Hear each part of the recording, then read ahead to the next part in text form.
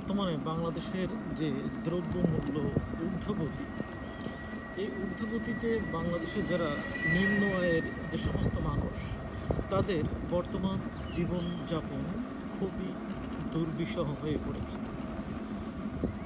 মানুষ ভেবেছিল যে নির্বাচিত সরকার আসলে দেশ স্থিতিশীল পর্যায়ে আসবে এবং মানুষের দ্রব্যমূল্যের দাম কমবে, মানুষ স্বাচ্ছন্দ্যে জীবনযাপন করবে।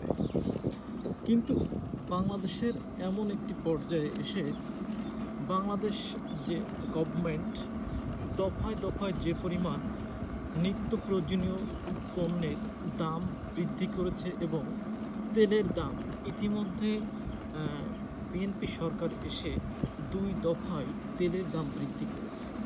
যেখানে 1400 টাকায় গ্যাস পাওয়া যেত একটি সিলিন্ডার, 12 কেজির একটি সিলিন্ডার, সেখানে এখন একটি সিলিন্ডার গ্যাস নিতে মানুষের এখন ব্যয় হচ্ছে 2200 টাকা।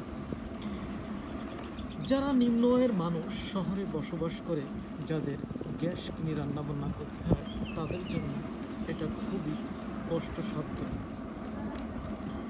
বাংলাদেশের নির্বাচিত সরকার আসলে মানুষ ভাবে এবার হয়তো দেশটা শান্তিতে ভরে যাবে, কিন্তু বারবার সাধারণ জনগণ একইভাবে ধোঁকা খেয়ে আসছে সেই বাংলাদেশ সৃষ্টির শুরু থেকে।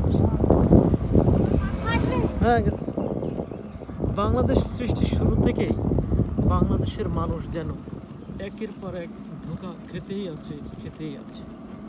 জানি না এর অবসান কবে ঘটবে, কবে আসবে জনবান্ধব সরকার। সরকারের প্রতি এই আশা ব্যক্ত করে আমাদের জনগণের মনে প্রতিনিয়ত স্বপ্ন মানুষ দেখে আসছে, কিন্তু মানুষের এই স্বপ্ন যেন কখনো পূরণই হয় না। বাংলাদেশ আবহমান কাল থেকে বাংলাদেশের রাজনীতিবিদরা এদেশের সাধারণ জনগণকে খেলার পুতুল বানিয়ে রেখেছে। যে খেলার পুতুল তারা এক একটা সরকার এসে এক এক ধরনের খেলায় লিপ্ত হয়, যা অত্যন্ত অত্যন্ত অত্যন্ত খারাপ।